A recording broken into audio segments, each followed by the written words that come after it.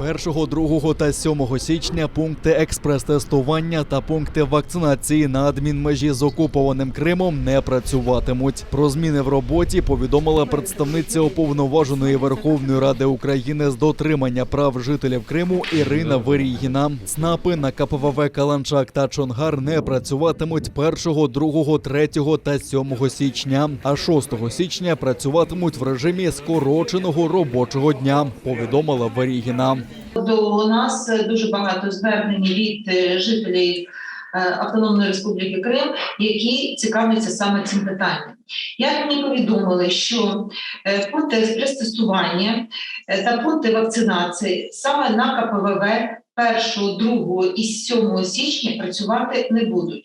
Водночас жителі, ті, які захочуть пройти експрес-тестування, вони зможуть пройти це в Генічеську або в СМТ «Каланчак» в лікарні. На адмінмежі зараз в штатному режимі працюють КПВВ «Каланчак» та КПВВ «Чонгар». І на новорічні свята, і на Різдво вони також будуть працювати в штатному режимі.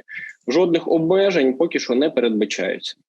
Відсьогодні жителям окупованого Криму стало простіше потрапити на вільну територію України. З 30 грудня КПВВ з окупованим Кримом можна перетинати без встановлення застосунку «Дій вдома». Про це напередодні повідомила віце-прем'єрка та міністр реінтеграції Ірина Верещук. Вона пояснила, що встановлення застосунку «Дій вдома» ускладнювало життя людей, які вимушено перебувають під окупацією. За словами Верещук, у разі виявлення позитивного тесту на коронавірус на КПВВ людина може піти на 10-денну обсервацію або повернутися.